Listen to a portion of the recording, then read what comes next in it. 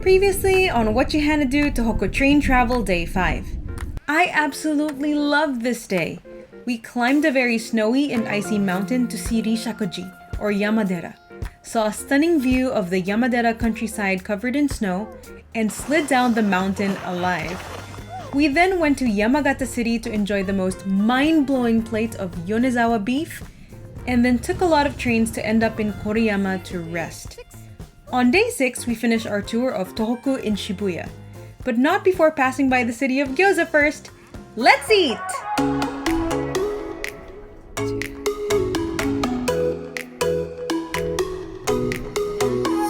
Konnichiwa everyone, welcome to day 6 of a Japan train travel going up and down. It's our last day, it's final day of this whole trip. And I don't know how to feel, I'm feeling sad. I still want to see more. I wanted to see more, but I've been eating a lot of food and it's really good food, and just seeing everything covered in snow is lovely. We're still in Koriyama City in Fukushima, and we're going down to Utsunomiya, the land of Gyoza. So let's go. My name is Hana, and this is Whatchuhanado Japan Train Travel Day 6. Going up and down. What you Hana do when they come for you? To start off our day, we decided to go to a view deck. We just really wanted to see a cool view of Koriyama City, so this is what we called an awesome way to start a morning. Funky.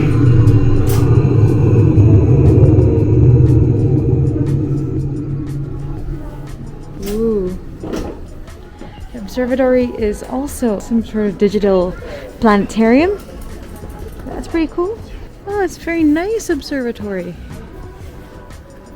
Very clear views of the whole city of Koriyama.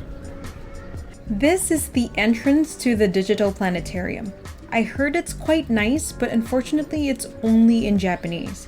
Anyway, Koriyama is known as the commercial capital of Fukushima, and it's well known for its cherry blossoms. We're here in the wintertime though, so it's not really the season for that. So maybe next time?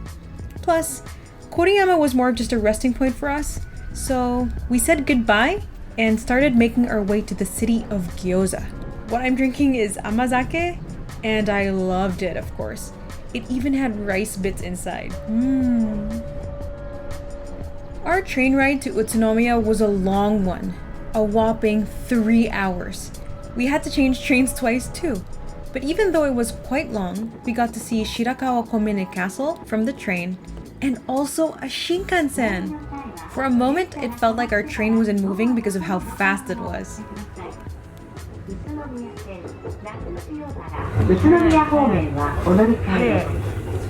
We didn't have time to film in front of Utsunomiya station because we had to run to get on a bus.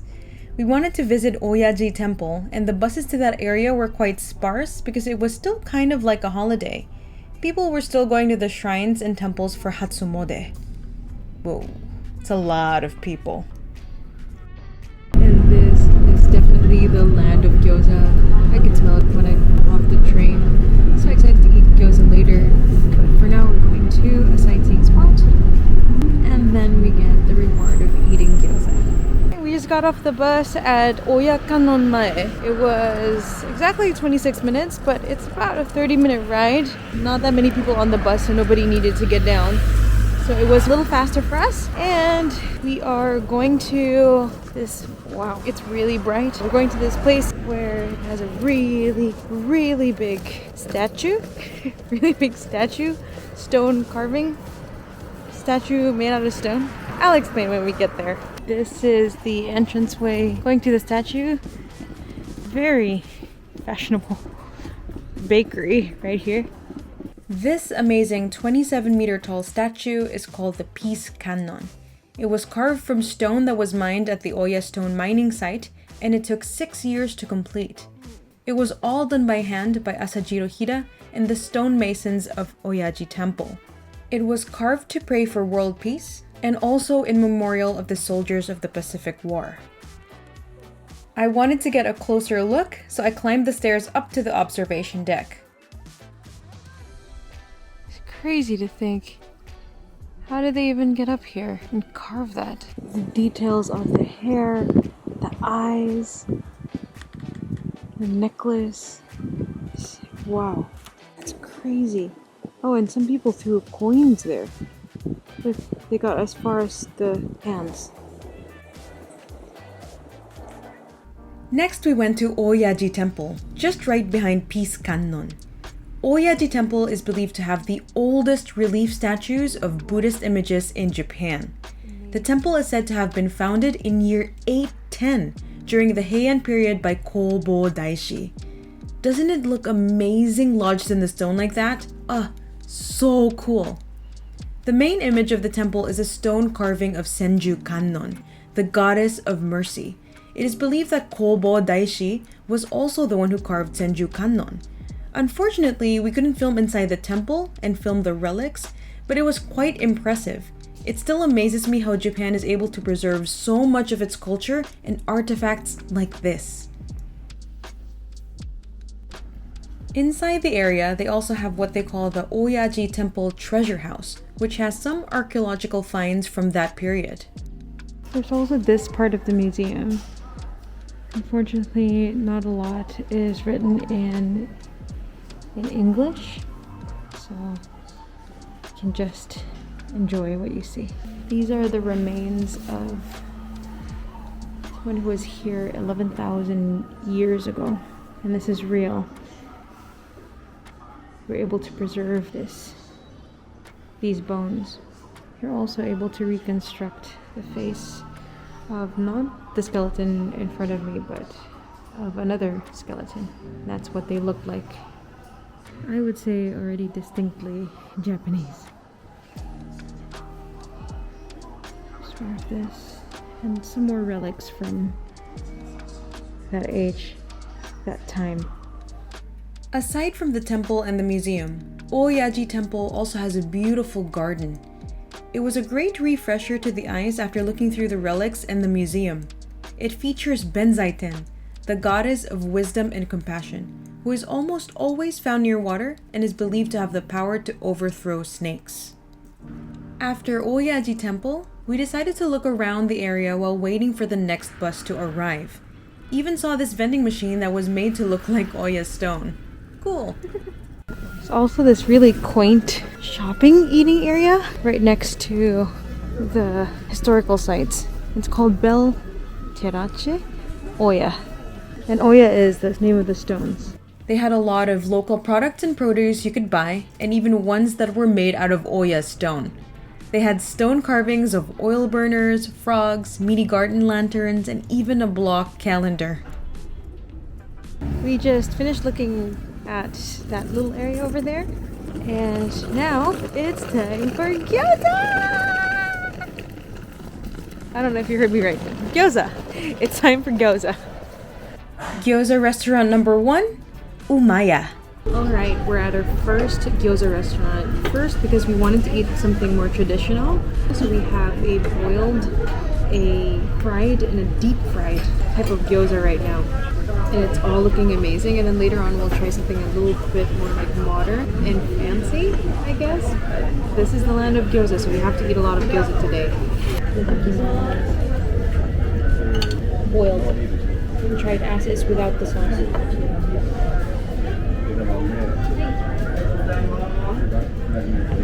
For the boiled, you can really taste the flavor of what's inside. Really fresh.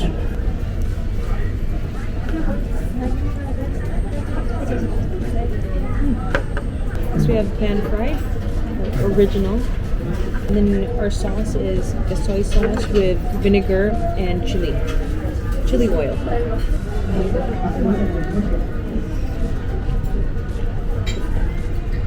I definitely like this better than the boiled one. I think it's something in the flour as well. So good. Next up, fried. I'll try it with the salt.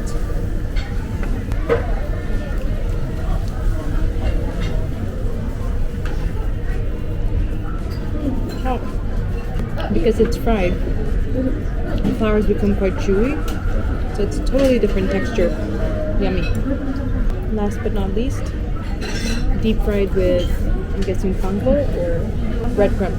And for that one, they gave us a special sauce. I'm not sure what the sauce is.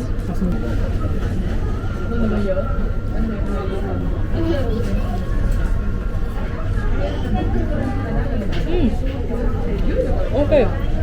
It's kind of like a tonkatsu fusion type of gyoza. Kind of tastes like bulldog sauce, which is very, very popular in Japan for tonkatsu.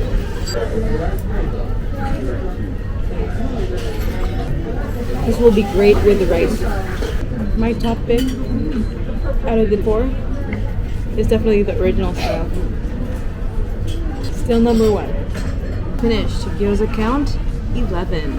Just for me. 11 and counting. On to the next. Gyoza restaurant number 2 was definitely a fancier one. It's called Bariron, and we had to wait quite a bit to get some seats because of how popular it is. It was okay though, because I enjoyed looking at the interior design of the place, which incorporated the Oya stone into a modern industrial design. We were also able to see a little show of how they make their gyoza by hand. This chef was really nice to show us how it's done.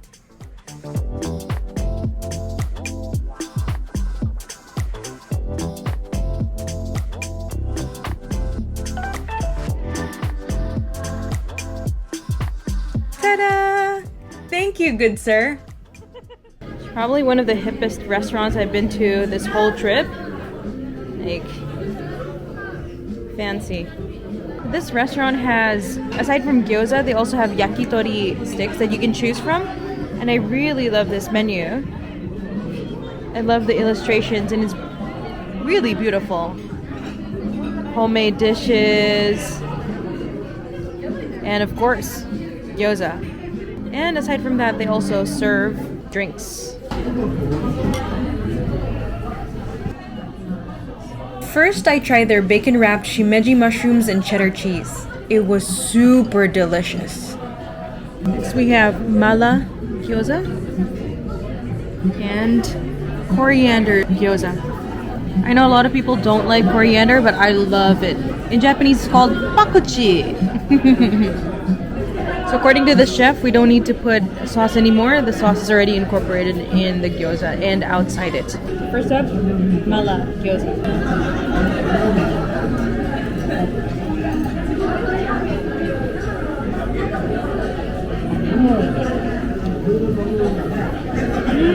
Perfect balance between sweet and savory. Yep.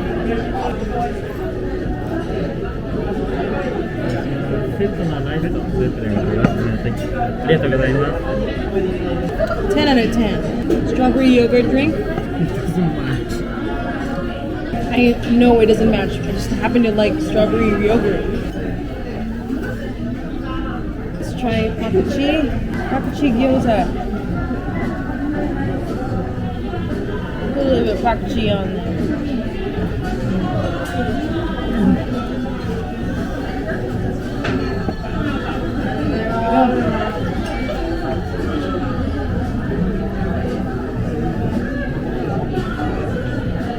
Also sweet. I wasn't expecting that, but the lemon gives it a bit of a tang.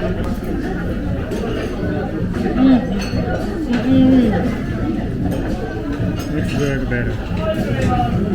Oh, that's too difficult. Oh, too hard.